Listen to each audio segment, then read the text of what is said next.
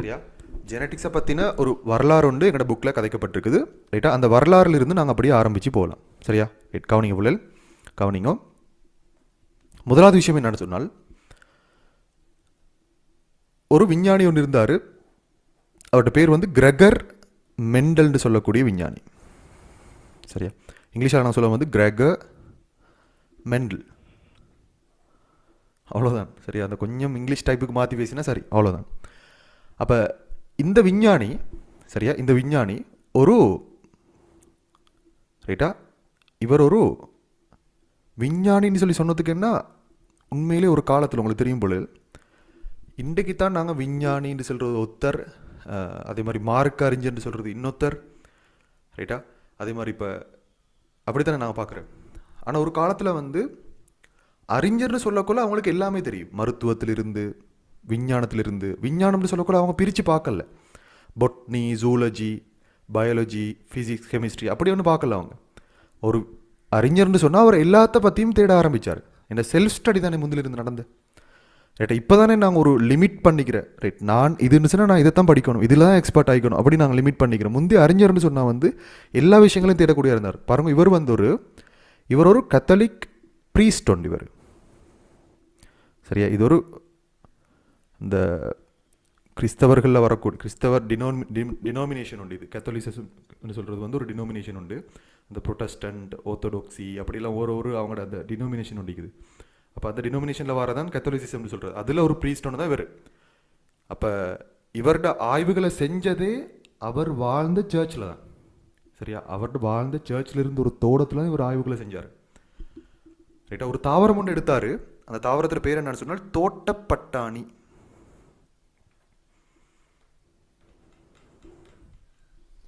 தோட்டப்பட்டாணி கொஞ்சம்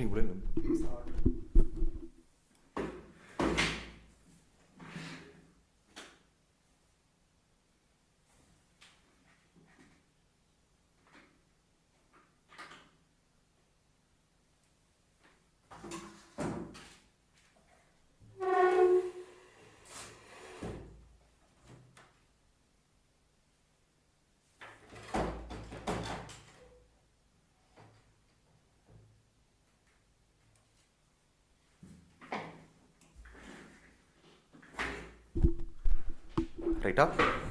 கவனிங்க. சரியா? இவர் வந்து ஒரு தாவரம் ஒன்று எடுத்தார். அந்த தாவரத்தில் பேர் வந்து தோட்டப்பட்டாணி. சரியா? தோட்டப்பட்டாணி சொல்லக்கூடிய தாவரம். அந்த தாவரத்தை வச்சு தான் ஆய்வுகளை செய்ய ஆரம்பிக்கிறார். அதாவது அவருக்கு ஒரு டவுட் ஒன்று வந்து என்னன்னா, எங்களோட முன்னோர்கள் இருந்து எங்களுக்கு எப்படி இயல்புகள் கடத்தப்பட்டு வருது, அது மாதிரி எங்களிலிருந்து எங்களோட குழந்தைகளுக்கு எப்படி போகுது. ஏன்னா இப்போ எங்களோட சில பண்புகள் குழந்தைகளில் காணக்கூடியதாக இருக்குது இல்லையா? எங்களுக்கு கிடைக்கக்கூடிய குழந்தைகளில் காணக்கூடியதாக இருக்குது. எங்களோட தாய் தந்தையர் சில இயல்புகள் எங்களுக்கு வந்திருக்குது. அது எப்படி வருதுன்றது வந்து இவருக்கு ஒரு கேள்விக்குறியாக இருந்திருக்குது அந்த டைமில். இவர் வந்தது வந்து 1800 தான் வந்தவர். சரியா? கிரெகர் மெண்டல்னா 1800 வந்தவர்.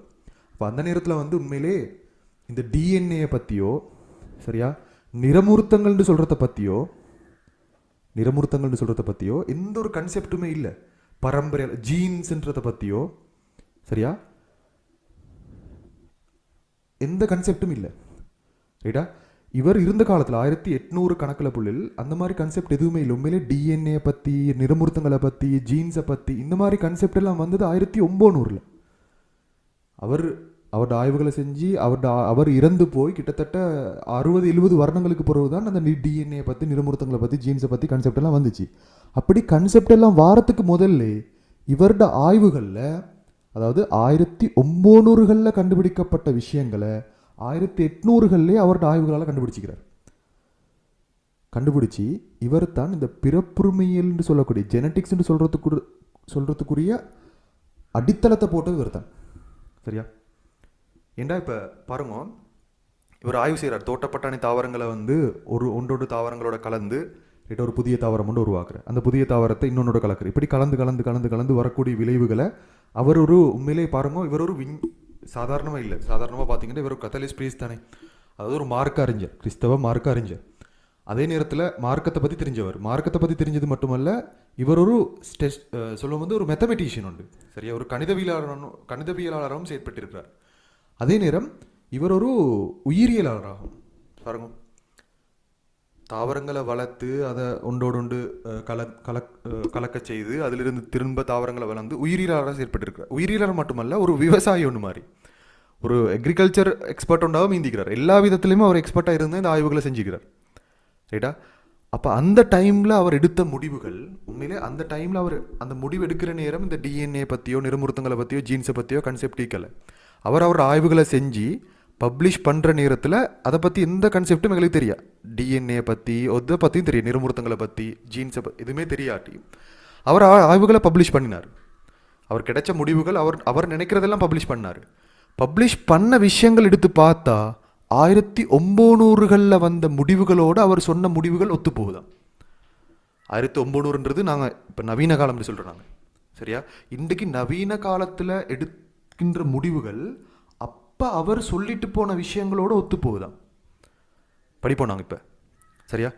அதனால் இன்றைக்கு கிரெகர் மெண்டலை சொல்கிறாங்க வந்து பிறப்புரிமை, நவீன பிறப்புரிமையிலின் தந்தை, நவீன பிறப்புரிமையியலின் தந்தை.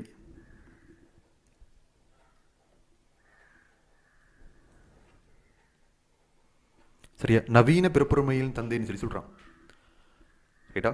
என்ன சொன்னால் உண்மையிலே நவீன பிறப்புரிமையில் அவர் செய்யல. நவீன பிறப்புரிமைன்றது 1900 கணக்கில் வந்தது, டிஎன்ஏ பற்றி நிறமுறுத்தங்களை பற்றி ஜீன்ஸை பற்றி. ஆனால் அந்த மாதிரி ஒரு கன்செப்ட் இல்லாத நேரமும் அவர் அதை பற்றி கதைச்சிருக்கிறார் அவரோட ஆய்வுகளில், ரைட்டா. அப்போ அதனால் இன்றைக்கு அவரை வந்து நவீன பிறப்புரிமையின் தந்தைன்னு சொல்லி அழைக்கிறான், ரைட்டா. நவீன பிறப்புரிமையில் தந்தைன்னு சொல்லி அழைக்கிறாங்க. அதாவது ஃபாதர் ஆஃப் மாடர்ன் ஜெனட்டிக்ஸ்னு சொல்லி சொல்லுவாங்க, ஃபாதர் ஆஃப் மாடர்ன் ஜெனட்டிக்ஸ், ரைட்டா. அப்போ இவரோட ஆய்வுகள், சரி, முழுக்க இந்த பாடத்தில் நாங்கள் என்ன படிக்க போகிறோம்னா இவரோட ஆய்வுகள். இவர் வந்து 2 விதிகளை முன் வச்சிருக்கிறார். இந்த ஜெனட்டிக்ஸ் சம்மந்தமாக 2 விதிகளை முன் வச்சிருக்கிறாரு. அந்த 2 விதிகளையும் படிக்கிறதா இந்த ஜெனட்டிக்ஸு. இந்த 2 விதியையும் படித்து போட்டோன்னு சொன்னால் ஜெனட்டிக்ஸ் அரைவாசி முடிஞ்சு. அவர் சொன்ன 2 விதிகளையும் அவர் எப்படி அந்த முடிவுக்கு வந்தாருன்றதை படித்தாலே ஜெனட்டிக்ஸ்ட்டை கிட்டத்தட்ட ஒரு 40% முடிஞ்சு, அரைவாசலில் ஒரு 40% முடிஞ்சு, சரியா. 2 விதி ஜெனட்டிக்ஸ், அவர் சொன்ன 2 விதி. அந்த 2 விதியும் அவர் எப்படி எடுத்தான்றது அப்படியே ஆய்வு ரீதியாக நாங்கள் ஃபுல்லாகவே சொல்லணும், சும்மா மேலோட்டமாக சொல்லலாம், ஃபுல்லாகவே சொல்லணும். அப்படி சொல்லி முடிச்சோன்னா ஜெனட்டிக்ஸ் ஒரு 40 வீதம் முடிஞ்சு. நிறைய கணக்குகள் அதிலே வருது, அதிலே ஒரு 40 வீதம் முடிஞ்சிருது, இல்லைங்கதா, ரைட். இப்போ வரும் நாங்கள் கிரெகர் மெண்டல்ட விதிகளுக்கு போகிறதுக்கு முதல்ல உண்மையிலே நாங்கள் இப்போ டிரெக்டாக விதிகளுக்கு இறங்கினேன்னு சொன்னால் உண்மையிலே விளங்காது. ஏன் தெரியுமா, நாங்கள் ஒரு 14 சொற்கள் சொல்ல போகிறேன். இந்த சொற்களில் உங்களுக்கு ஏதாவது ஒரு சொல் தெரிஞ்சிருந்தாலே பெரிய விஷயந்தான், சரியா. ஏண்டா இதுக்கு நாங்கள் சொல்கிற வந்து சொற்றொடல்கள், அதாவது ஜெனட்டிக்ஸோட சம்மந்தப்பட்ட டேர்ம்ஸ், சரியா. ஜெனட்டிக்ஸோட சம்மந்தப்பட்ட டேர்ம்ஸ். இந்த ஒவ்வொரு டேர்மையும் விளங்கினா தான் எனக்கு இந்த விதிகள் சம்மந்தமாக போகலாம், சரியா. விதிகள் சம்மந்தமாக சொல்லி கொண்டு போகிறதுக்கு எனக்கு இந்த ஒவ்வொரு டேர்மையும் ஒருத்தர் விளங்கி வச்சுருக்கணும். ஒரு ஸ்டூடெண்ட் ஒன்றுக்கு, ரைட்டா, நாங்கள் விதிகளை பற்றி இல்லாட்டி இந்த ஒற்றை கலப்பு பிறப்பாக்கம், இரட்டை கலப்பு பிறப்பாக்கம், இந்த டேர்மை கூட சொல்கிறதுக்கு அந்த டேர்மையும் தெரிஞ்சுக்கணும். அது என்ன சொல்ல வாரேன்னு சொல்லி. ஒற்றை கலப்புகள்னா என்னது, உரல் பண்புக்கூறுகள்னா என்னது, பண்புக்கூறுகள்னா என்னது, இயல்புன்னு சொன்னால் என்னது, ரைட்டா, தூய வழிகள்னு சொன்னால் என்னது, ரைட்டா, இப்படின்னு சொல்லி எத்தனையோ சொற்கள் இருக்கிற சொல்லி கொண்டு போகிறதுக்கு. இப்போ நான் ஒவ்வொரு சொல்ல போகிறேன், சொல்லி லிஸ்ட்டை போட்டுட்டு அந்த ஒவ்வொரு சொல்லாக படிச்சுட்டு வந்து ரைட் போடுவோம் நாங்கள், சரியா. ஃபஸ்ட்டு நான் லிஸ்ட்டை தரப்போகிறேன், லிஸ்ட்டை தந்துட்டு அதுக்கப்புறம் ஒவ்வொரு சொல்லாக சொல்லி அதுக்கு ரைட் போட்டு வரப்போகிறோம், சரியா. ஒரு நிமிஷம்.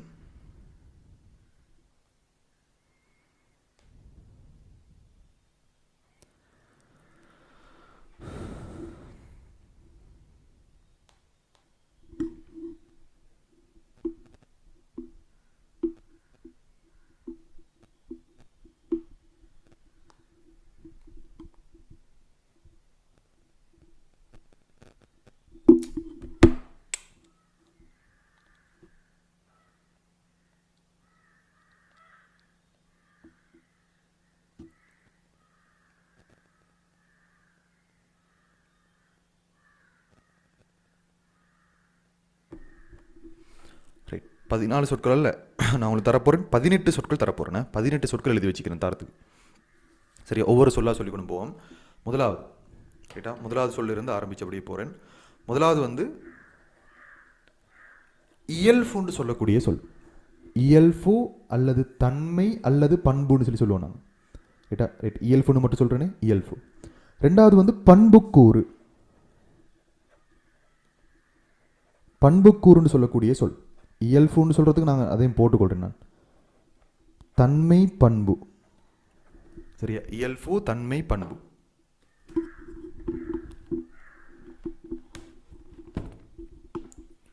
சரியா? இயல்பு தன்மை பண்பு. இயல்பு தன்மை பண்பு எல்லாம் ஒரே விஷயம்தான். ரைட்டா? ஒவ்வொரு சொல்லா சொல்லிக்கொண்டு போனாங்க. ரைட்டா? மூணாவது வந்து உரல் பொருள் இயல்பு. உரல் பொருள் இயல்பு. நாலாவது வந்து பரம்பரை அலகு. பரம்பரை அலகு. அஞ்சாவது வந்து தானம் அல்லது தானம்னு சொல்லுவோமே, தானம் போதும். இல்லாட்டி நாங்கள் இங்கிலீஷாலையும் இதை யூஸ் பண்ணுற லோக்கஸ். லோக்கஸ்.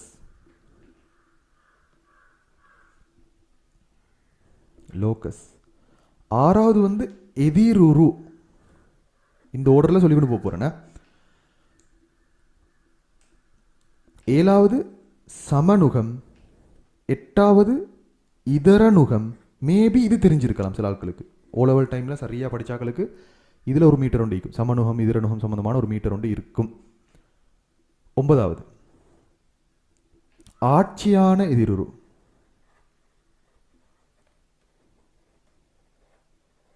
பத்தாவது ஆட்சியான பண்புக்கூறு. ஆட்சியான பண்புக்கூறு. சரியா? ஆட்சியான பண்புக்கூறு.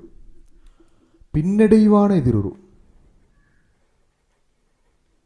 பின்னிடைவான எதிருரு.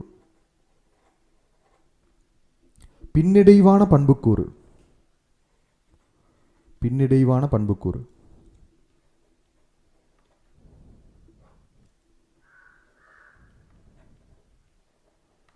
பின்னடைவான பண்புக்கூறு. மூணாவது தூய விருத்தி. தூய விருத்தி. நாலாவது தூய வழி. சரி, நாலாவது அல்ல, 14வது. 15வது ஒற்றை கலப்பு. ஒற்றை கலப்பு. 16வது ஒற்றை கலப்பு பிறப்பாக்கம். ஒற்றை கலப்பு பிறப்பாக்கம்.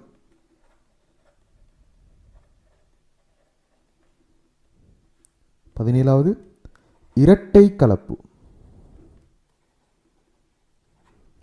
18வது இரட்டை கலப்பு பிறப்பாக்கம். இரட்டை கலப்பு பிறப்பாக்கம். 19வது இன்னொன்று சொல்றேனே, இன்னொன்று சொல்லிவிட்டேன். என்ன தெரியுமா?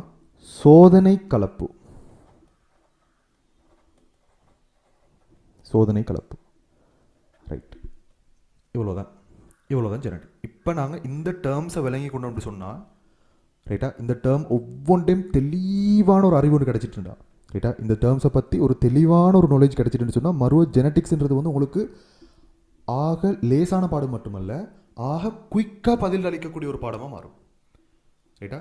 ஜெனட்டிக்ஸை மாதிரி ஒரு குயிக்காக பதில் அளிக்கக்கூடிய ஒரு பாடம் ஒன்றும் இல்லை. ரைட்டா? ஒரு செய்ய வழியை காட்டினோடனே அதே கேள்வி தான் திரும்ப திரும்ப ரிப்பீட் ஆகும். ஒவ்வொரு வருஷமும் வரக்கூடிய கேள்விகள்னு சொல்லி எங்களுக்கு ஒரு 10 கேள்வி எடுத்து சொல்லலாம். ஒவ்வொரு வருஷமும் ஜெனட்டிக்ஸில் இந்த 10 தான் உனதால கொண்டு வரப்போகுது, இந்த 10 ஐடியாவில் தான் கொண்டு வரப்போகுது, இந்த ஒரு 20 ஐடியாவில் தான் வரப்போகுதுன்னு சொல்லி ஐடியாவை சொல்லிட்டு அந்த ஐடியாலே கொஞ்சம் பழகிட்டுன்னு சொன்னால் மறுவ ஜெனட்டிக்ஸில் வந்து சும்மா மனசால செய்கிற பாடம் தான் ஜெனட்டிக்ஸ்ன்றது. ஒன்றுமே இல்லை. ஜெனட்டிக்ஸ்ன்றது ஒன்றுமே இல்லை. நான் சொல்கிறேன். ரைட்டா? இப்போ நான் ஒன்று என்ன செய்ய போகிறேன்னா, ஒவ்வொரு விஷயமாக விளங்கப்படுத்தி வரப்போகிறேன். சரியா? ஒவ்வொரு விஷயமாக விளங்கப்படுத்தி ஃபஸ்ட்டுக்கு நீங்கள் ஒரு வேலை செய்யுங்க போல. ஃபஸ்ட்டுக்கு நீங்கள் இது எழுதிக்குமாவும், இந்த 19 எழுதுக்குமாவும், இந்த 19 அப்படியே பார்த்து எழுதுக்குமாவும். எழுதிங்களே, இந்த 19 எழுதி முடியுங்களே. ஏண்டா இந்த 19 நான் உங்களுக்கு ஏன் எழுத சொல்கிறேன்டா, இது எழுதிட்டு நாங்கள் ஒவ்வொன்றா ரைட் போட்டு வரப்போகிறோம். அப்போ உங்களுக்கு விளங்கும் நாங்கள் என்னென்னலாம் படித்து முடிச்சிட்டோம் அப்படின்னு சொல்லி. ரைட்டா? அப்போ நீங்கள் இந்த கிளாஸ் விட்டு போயிட்டோன்னு பார்க்கணும். ரைட், படித்து முடிச்சிட்டோம், உங்களுக்கு விளங்கி இருக்குதா அப்படின்றத பார்க்கணும். நாளைக்கு வர முதல்ல நாங்கள் படிச்சிட்டோம், ஆனால் உங்களுக்கு விளங்கி இருக்குதா அப்படின்றத பார்த்துட்டு தான் நாளைக்கு வரணும். நாளைக்குள்ள என்ன செய்யணும், இதில் என்ன சரி ஒரு பாயிண்ட் ஒன்று விளங்கு இல்லை, ஒரு சொல் விளங்கல்னு சொன்னாலும் என்கிட்ட கேட்டு தெளிவுபடுத்திட்டு நாளைக்கு கிளாஸுக்கு வரணும். சரியா? ரெக்கார்டிங் பார்க்குறாக்களுக்கு சொல்கிறேன் என்றால் இந்த ரெக்கார்டிங்கை பார்த்துட்டு அடுத்த ரெக்கார்டிங்கை பார்க்க போறீங்கன்னு சொன்னால் இதில் தெளிவில்லாமல் அடுத்த ரெக்கார்டிங்கை பார்க்க இதில் தெளிவுபடுத்திட்டு இடையில சந்தேகங்கள் வந்து அந்த என்கிட்ட கேட்டு முழு அதாவது 100% உங்களுக்கு கான்ஃபிடென்ட்டாக இருக்குதுன்ற மட்டும் ரெண்டாவது ரெக்கார்டிங்கை பாருங்க. சரியா? அப்படி தான் பிளான் பண்ணிக்கிறோம். அழகாக பிளான் பண்ணி செஞ்சுட்டு போகிறேன் ஒவ்வொரு தலைப்பாக. ஃபஸ்ட்டு எழுத முடியுமா?